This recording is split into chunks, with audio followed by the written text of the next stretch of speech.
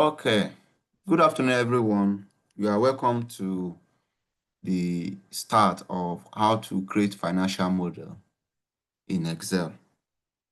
So you hear people, one of the terms you hear as a data analyst or as a business analyst is models. And then models is just more like a semi-set software that does a lot of tasks, that is easier to update and easier to work with, and is very solid and gives an accurate representation of your analysis or result or output. And the reason why it's called model is all the results, most times they are linked. So you see one sheet linked to another sheet and things like that. But for this one, we'll make it very simple. So what do we have here? So the first thing I want to do is give you an introduction. In the UK, in the energy sector, is divided into three. And before I talked about that, as a data analyst, there are majorly four sectors where there's more job vacancy for a data analyst. And I'm going to mention it today. The first one, for example, in the Western world, so I'll go with the Western world. In the Western world, the place where more data analysts are needed most is in the finance sector. So when I mean finance sector, I mean banking, insurance, and things like that. That's number one. Number two is the energy sector. So when I mean the energy sector, in the energy sector in the Western world, there are basically like three or four. I think four. Number one, those who generate electricity, we call them generators. And then we have those who transmit electricity. We call them, in the UK, we call it national grid. So they're involved in transmission. So those ones are the ones involved in that high pylon that you normally see in places that they are very high with iron frame. They are transmission cables. And then we have the distribution companies. In Nigeria, I think we call them the PHCN or DISCO, as they call it. In the UK, we call them DNO, Distribution Network Operator. So those ones are the ones involved in the distribution. So some of the infrastructure are typically the ones you see, all those pole you buy, especially in Nigeria. Yeah, we don't buy pole. But in Nigeria, that pole you buy, and there will be about 3 or 4 cables that runs, 3-phase and the neutral. Those are distribution cables. So companies that manage that are the distribution companies. And then the last one, which is number 4, are suppliers. So in the UK, you don't deal with, in Nigeria, we deal with the distribution company directly, but in the UK, we don't. So there are people whose business is to sell electricity. So those ones, we call them suppliers. And by now, people in the UK will have known some of them. They are the British Gas, they are the EDF, they are the Scottish Power, and so on and so forth. So you know them. So all of them have their own way of doing things. Now, the focus is on the distribution network, the DNO. So what normally happens is for the DNO, they typically just write to the government. This time around, the government is Ofgem, which some of you must have heard, and tell them that in this financial year, this is the amount we want to make. So the amount they want to make is 2 components. We have the fixed part and the variable part. The fixed part is the one you pay, whether you use electricity or not. And some of you, if you check your energy bill, you see something they call daily charge. So you see that daily charge, which is, I think, is 62p per day, are the amount you always pay, whether you use electricity or not. And the reason why you always pay that amount is because it's used to service your cable, your transformer, your pole, and so on and so forth. And it's even used to pay salaries. So that amount normally is used to pay the salaries of employees in those companies, depending on the area where you live in the UK. So that's exactly the way it works. So they typically write to Ofgem that this is the amount because they are monopoly. So the reason why they are monopolies because if, for example, you live in the Reading area, for example, or let's say you live in the London area. In the London area, the Eastern Power Networks are the one in charge of the London area. You can't say because the Eastern Power Network is giving you poor services, you can't migrate because they always control a particular area. So you have to stick with them. And that's exactly just like you're in Abuja, you're under the control of the Abuja Disco. You can't say because Abuja Disco is not giving you good service, you now go to Lagos or Ikeja. No, it doesn't or Benin or Enugu or Jos or Kaduna. No, no, no, no. So they always control a particular area of jurisdiction. So what normally happens is they have, because they are monopoly, they're also regulated by the government. So they can't just charge any amount. The government have to approve how much they can make from customers. And then what normally happens is if they say, for example, they want to make, they would write to the government and say, this year, let's say in 2021, we want to make maybe £1 billion from our customer. And the government approves that you should make £1 billion. If you make £1.2 billion, you have to give back that 2 million, that 200 million pounds back to the customer. So that's why you see in the Western world, the energy bill goes up and down. So sometimes you see that it increases, the other time it decreases, as the case may be. The reason being that the revenue is fixed. So if you make more than that, more than what the government says you should make, you have to give it back to the customer the following year in terms of reduction. You don't give it back in cash, you give it back in form of reduction in tariff. And if peradventure you say you want to make 1 billion and you only make 800 million pounds, so that 200 million that you didn't make in that year, you add it to the next bill. So that's the way it works. So the essence is that as much as possible, you are just recovering, you are making what the government says you should make. So now, as a data analyst, for example, working in a company like that, you may be required to make an analysis of how the bills of customers changes over the years. Now, there are different kinds of customers. So there are customers, we call them domestic customers or business customers. So for example, you have a house and then people that own businesses and all that. So those customers are there. But there are other customers that require a specific request. So typically in Nigeria, there are those customers that have their own transformer that is dedicated to serve them. So those kind of customers, their billing is different from you that you share transformer with almost 100 people or 200 families. You get the difference. So that's the exactly one. So what we do is we want to focus on those particular customers in which in Nigeria we say they have their own transformer. So the way their bill is different, even in the UK. So those customers are the ones we want to analyze. We want to see how their bills is changing over the years. And so in order to do that, I've sent out a workbook called part of your personal assignment that contains what we call ESPN. I think yours should be EPN. Change it to LPN. And then we want to focus on the Eastern Power Networks that controls the London area as a test case. So the Eastern Power Networks controlling 3 areas. The 3 areas is the London area, the Eastern area, and the Southeastern area. So those are the areas they control. So what we want to do is we want to make an analysis on the London area as a starting point today. So if you check, I've also attached the tariff they charge those customers every year.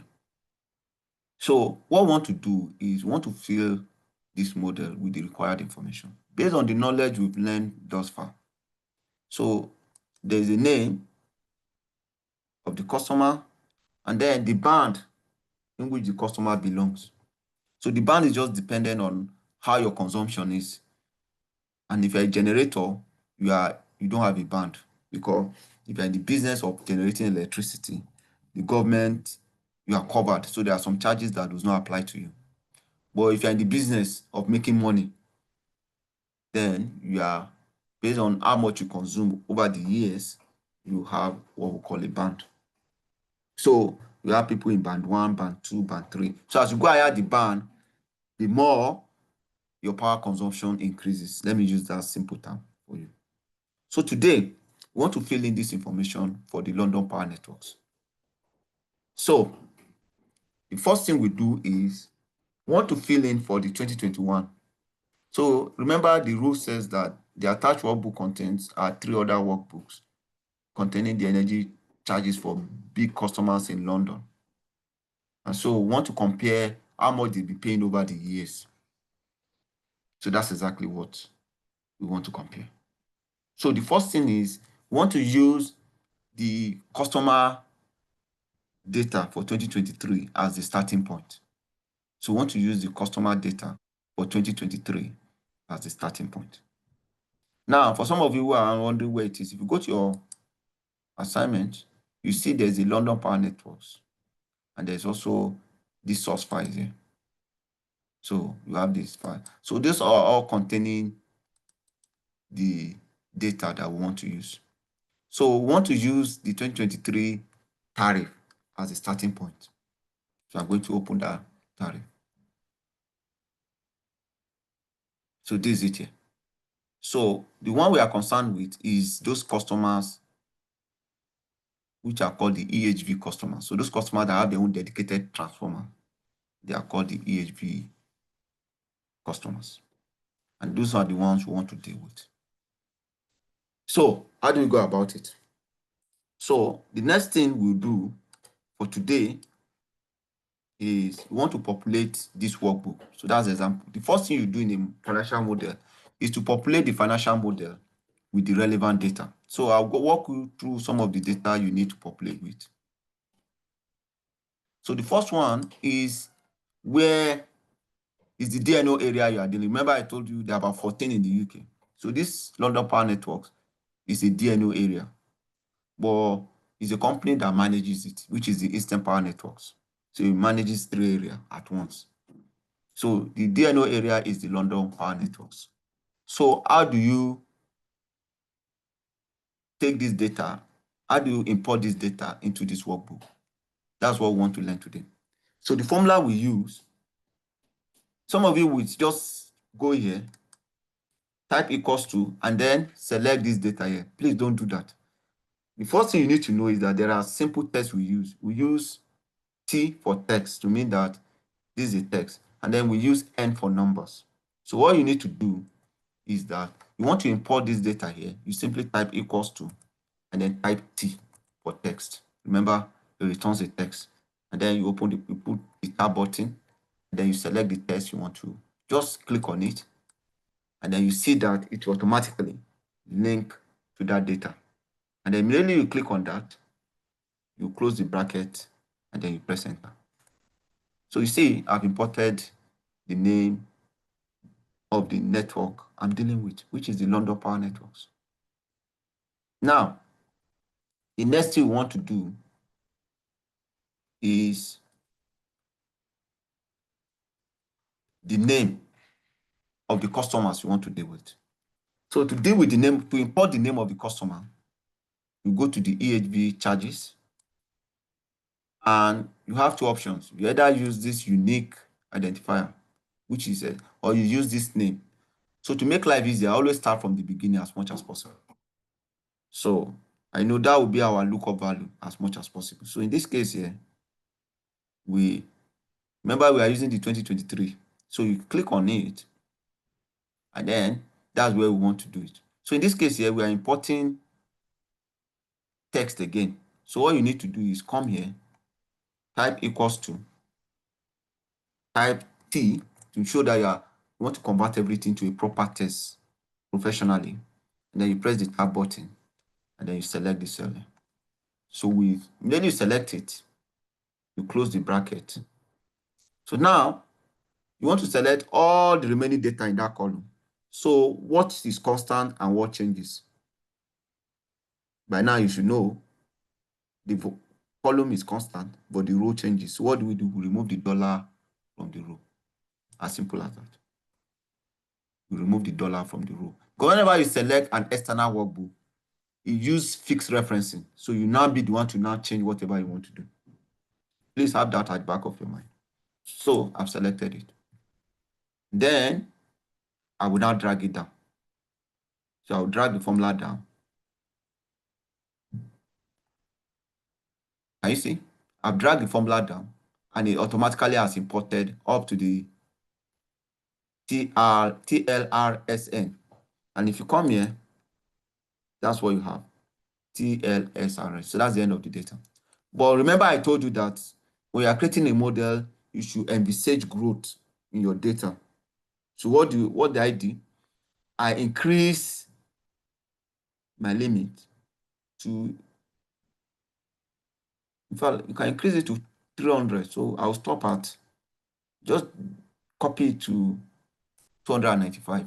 So that if these customers, this London Power Network customers increases to 100 in the future, you are still covered. If you increase to 200, you are still covered. If you increase to 250, you are still covered.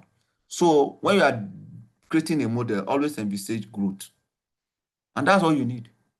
So this one, we've created the name of the customer. And the name of the customer, they're all unique. Every customer is unique anyway. So the next thing is we want to identify the band of this customer. So to identify the band, if you check the source data, the band is always in this column.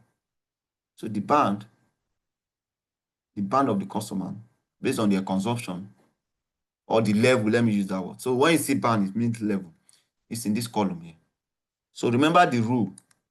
You first label to 1, 2, 3, to whatever values you want. And that's exactly how it is done. So what you need to do now is to create a VLOOKUP for this data. So what you do, you click on this cell, and then click the function. That's the best way to do it.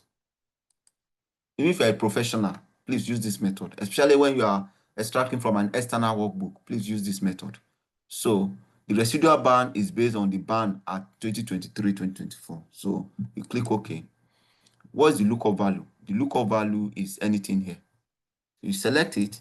Because you'll be dragging the formula down, and you also be looking at that column, you fix the column. And that's it, you fix the column. And then you select the table array. So to select the table array, remember you start from the header, which is here, and then you press Ctrl-Shift to the end and then down. So now you notice that we stop at row 57. So as a business analyst, you envisage that the growth will increase. So you add 0 or double 0. So that's the best way I always do. I just add, as a rule, please add 1 or 2 0. In this case, I just add 2 0. It doesn't change anything. And then the next thing is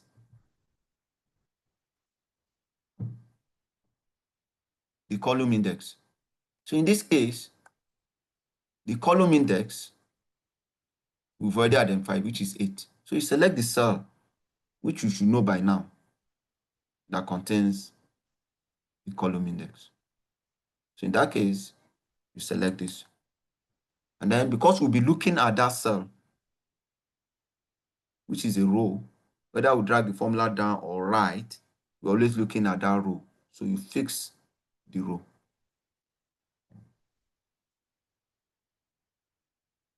Then you press OK. You type 0 for exact match, and you type OK.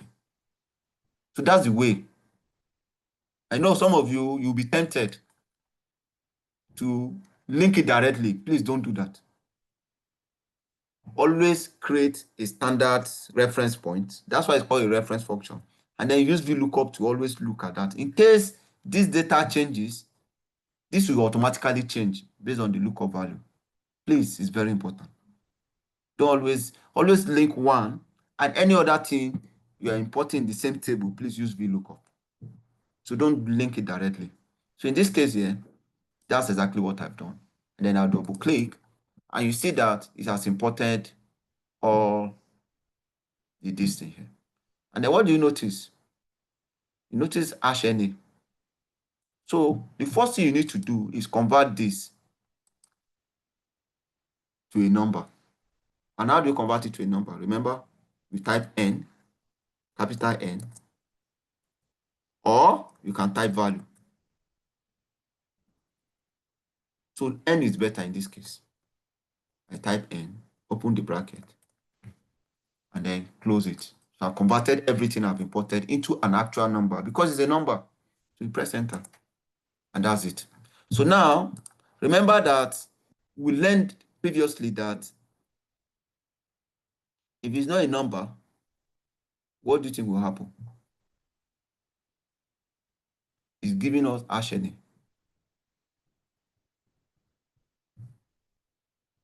So you can use what? If error. So if it's an error, then it should be 0. In this case, that means it doesn't have a band. That's exactly what it means. So we'll go back. So that's why I always emphasize that you do your formula once at a time because it can get complicated. So you come here and say, okay, oh, this should be if there's an error. If there's an error, it should be what? 0 because it's a number. So it should be 0, represented by 0. So whenever we say band 0, it means it doesn't have a band. And that's it.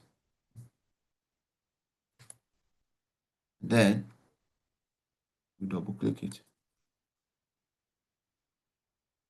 And that's what we have here. Band 0. So we've done with the residual band. Then the last thing we want to extract from that workbook is the import fixed charge. Remember I was telling you the other time that there's a charge you pay irrespective of whether you consume electricity or not. So those ones are what we call the import fixed charge. That means the charge you pay for importing electricity or for consuming electricity. And if you notice, that column is here. It's in column 10. So if this column 8, this will be column 9, this will be column 10. So this is the amount this person pays per day just for connecting to the network. So this person here, this is the amount he pays. So how do we get this value here? To get this value, as long as you've written your formula correctly, please, you can copy and paste and modify. So in this case, I've written everything correctly such that it's looking at the right column. So when I paste this formula here, everything will align. So let me show you. So you right click, copy the formula. You don't need to do any changes. Come here, right click, and paste as function. Gives you the values. No modification. Because at the beginning, you've ensured the basic rule to ensure you get the right formula. And you can see that's exactly what I'm getting for the first person. 45218.81. And that's what you have here. Then you just double click the formula. Remember using the black plus. And that's it. We've imported the data values from this workbook. And you are done with it. So you are done with the 2023. So what is remaining? You close it. And then you go to 2021 now. You open 2021. And then you come here. And you go to the EHV. It's consistent. So always understand that there's consistency. So you go to the Annex Entry. And then this is the data for the 2021 financial year. And so in this case here, we want to import the fixed charge which is in this column now. So in 2021, 2022, we don't have a band. The band came into effect in the 2023-2024 financial year. So that's exactly why you didn't see it here. And so that's why we are not using it as a standard. So in this case here, we want to import this import fixed charge 380 for this 2022 BSHP. So it's just to map the name of the, so for privacy, just map the name of the customer. So only the DNO company knows the actual name of this company. So this is just, and then they give them this nickname so that you can easily identify it in your bill. So in this case, we want to import the fixed charge for 2021. So how do we go about it? We use our VLOOKUP again to select this VLOOKUP. Select this, go here,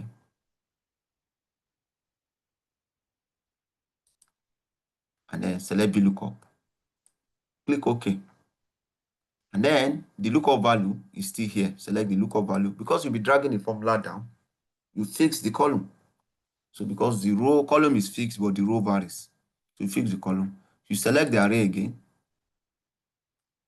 So select the array, starting from the header as a standard.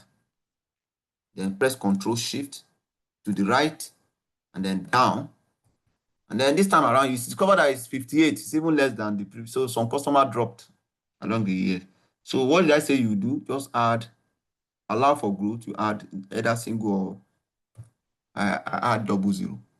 So it's not possible this formula will work even in 10 years' time. And then the column index, I already have it at the top here. So normally you count it. So I've counted it. So, and then I don't want to go through that process. And it's in column 9. So you select column 9. And because we'll be dragging the formula across, what do? We fix the row because the row is fixed. And then we want exact match. Type 0. Then we get the same value. Can you see? I've imported this data value, 380.07.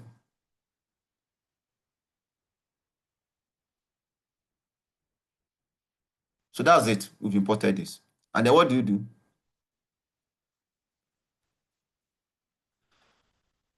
And you get this. So that's how we'll be able to import our data. Can you see? So now you notice something. Here, this customer does not exist in 2021. It's a new customer. So we only you just connected to the network in 2022 or 2023, as the case may be. So in this case here, you use your if error again. Come here, type your end first, or value. This time around, I will use value. And then you convert it to number. Remember, value convert it to number.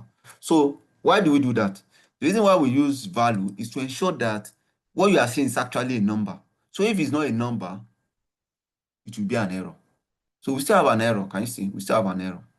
So because we have an error, you now use your if error, which is the last stage.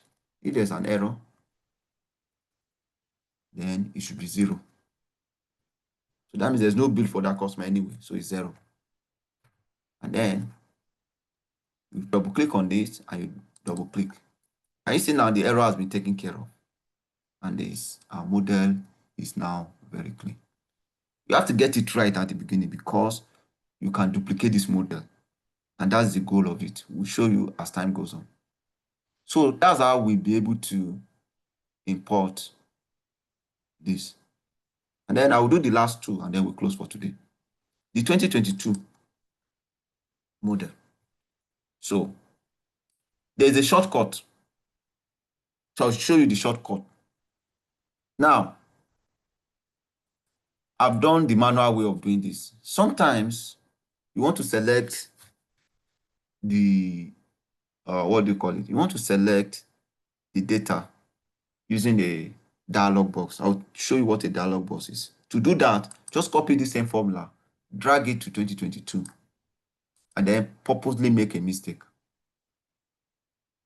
I'll show you. So this time around, if you go to this formula, I will make a mistake purposely. So the mistake can be anywhere, but it has to be part of the file name. So in that case, just go to this 2025, for example, and then change it to maybe a random number. This time around, I will use Z and then press enter. So you're going to see a dialog box. You can see I've gotten a dialog box, meaning that, of course, Excel cannot find the correct file path to that particular folder. So you now manually select it. So I'm looking for the 2022. So I will go here, go to my knowledge class. You navigate to where the file is. And I think it should be here. Yeah, it's here. So this is where, and it's in this particular folder. So what do? I click on it and then adjust this and then select the right file that I want to use. I select the file and I press OK. Then I get what I want. Then you have to do it the second time. So you select it and then go to data and then you see all the links to your data. So edit link and then you find that particular one that have issues, which will be this one. Yeah, this one. Can you see the 2022? So is this, it should be easier for you to identify. So is this one that is having is the one that I modify. So you click on it and you click change source and then you reselect it again the second time. Please do it twice if you want to follow this shortcut, which is the faster way. Can you see? We are done. And I get my data. And then you double click and that's what you get. Now, how are you sure that you picked the right data? Very easy. Select this, go to your edit link again. You can open your workbook from here. So 2022, select it, and then open source. It will open that folder. If you open that Excel file for you directly from here. You see, I've opened it. And then I can confirm side by side.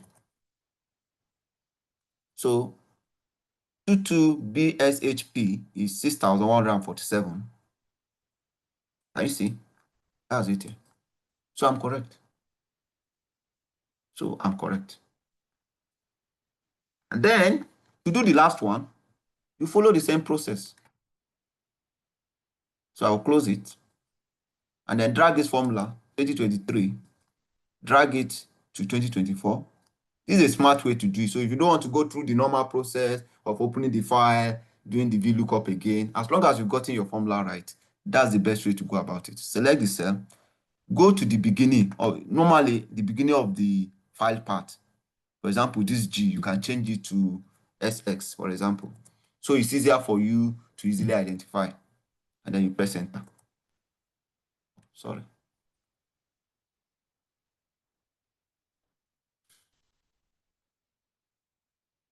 SX. So it's easier for you to identify.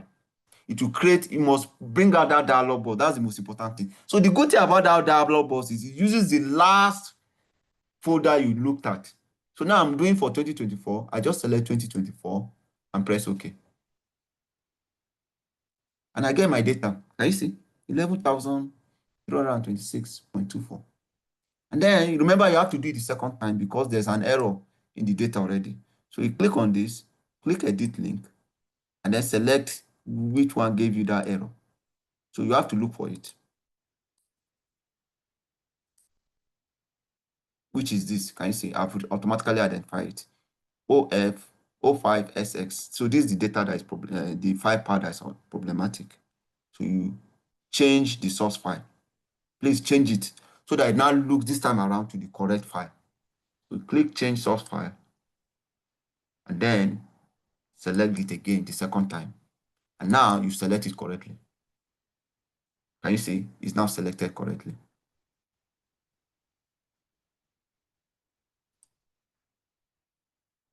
Change, select it and press OK.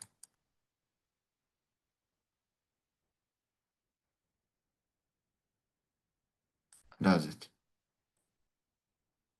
And you see it's been updated. Can you see? It's not looking at the correct file. And then you double click on it.